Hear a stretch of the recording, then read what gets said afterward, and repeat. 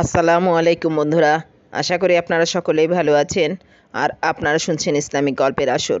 বন্ধুরা, আজকের এই ভিডিওতে থাকছে হজরত মুসা আলাইহিসসালাম ও এক নিঃসন্তান মহিলার করুণ কাহিনী। আশা করি ঘটনাটি আপনাদের ভালো লাগবে ইনশাআল্লাহ। তাই ভিডিওটি না টেনে সম্পূর্ণ শোনার অনুরোধ রইল। এই ঘটনাটি হায়াতুল আম্বিয়া গ্রন্থ থেকে সংগৃহীত করা হয়েছে।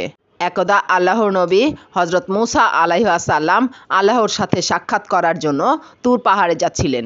এমন অবস্থায় একজন মহিলা আরজ করলেন, হে আল্লাহর নবী, আমি নিঃসন্তান। আপনি আল্লাহর সাথে কথা বলার সময় আমার তাকদিরে কোনো সন্তান আছে কি না তা জিজ্ঞাসা করবেন। হজরত মুসা আলাইহিসসালাম তুর পাহাড়ে গিয়ে আল্লাহর সাথে কথা বলার সময় আমার তাকদিরে কোনো সন্তান আছে কি না তা জিজ্ঞাসা করবেন। হজরত মুসা আলাইহিসসালাম তুর পাহাড়ে গিয়ে আল্লাহর সাথে কথা বলার সময় উক্ত মহিলার প্রার্থনাটি জিজ্ঞাসা করলেন। আল্লাহ তাআলা হজরত মুসা আলাইহিসসালামের প্রশ্নের উত্তরে তার তাকদিরে কোনো সন্তান নেই। হজরত মুসা আলাইহিসসালাম তুর পাহাড় থেকে ফিরে আসার সময় উক্ত মহিলাটিকে কথাটি বলে দিলেন যে আল্লাহ তাআলা তোমার গর্ভে কোনো সন্তান রাখেননি। এই কথাটি বলে হজরত মুসা আলাইহিসসালাম সেখান থেকে চলে গেলেন। ওই মহিলাটির পরিবারে তার স্বামী ছাড়া আর কেউ ছিল না। তাই ওই মহিলাটি প্রতিদিন 4টি করে রুটি বানাতেন। 2টো রুটি তার স্বামী খেত আর অপর 2টি রুটি সে নিজে খেত। একদিন ওই মহিলার ঘরে এক ফকির এসে আরজ করলেন, তোমার ঘরে কিছু খাবার থাকলে আমাকে খেতে দাও।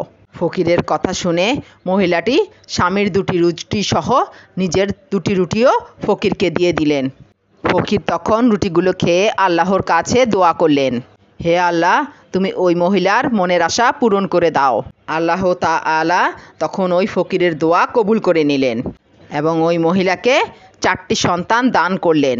এর কিছুদিন পর হজরত মুসা আলাইহিসসালাম যখন আবার তুর পাহাড়ের দিকে যাচ্ছিলেন, তখন সেই মহিলাটি হজরত মুসা আলাইহিসসালামকে বললেন, আপনি বলেছিলেন যে আল্লাহ আমার গর্ভে কোনো সন্তান রাখেননি, তাহলে আমার গর্ভে সন্তান কিভাবে আসলো? মুসা আলাইহিসসালাম তখন লজ্জিত হয়ে আল্লাহর কাছে আরজ করলেন, হে আল্লাহ, আপনি ওই মহিলার ভাগ্যে কোনো সন্তান রাখেননি বলেছেন, এখন ওই মহিলার গর্ভে সন্তান কিভাবে জন্ম নিল? তখন আল্লাহ তাআলা মুসা আলাইহিসসালামকে বললেন, তুমি এর উত্তর পেয়ে যাবে। আল্লাহ তাআলা হুকুম দিলেন, হে মুসা, আমার জন্য মানুষের মাংস সংগ্রহ করে নিয়ে এসো।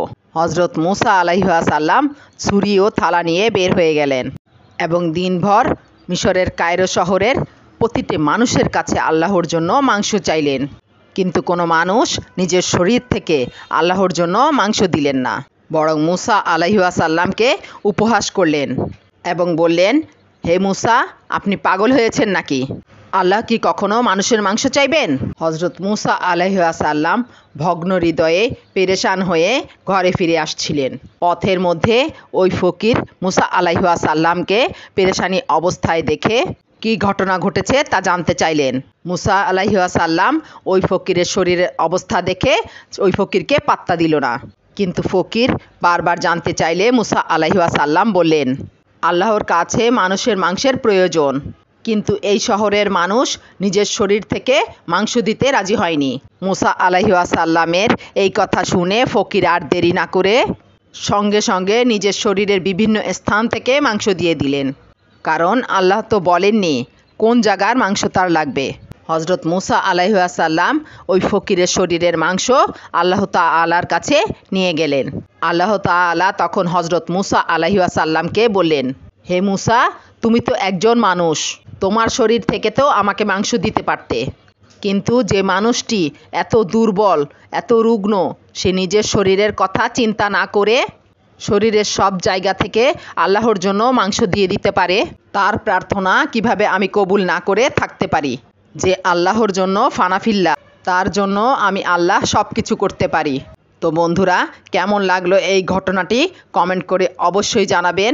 আর ভালো থাকবেন, সুস্থ থাকবেন, ইসলামিক গল্পের চ্যানেলের আসরের সাথেই থাকবেন।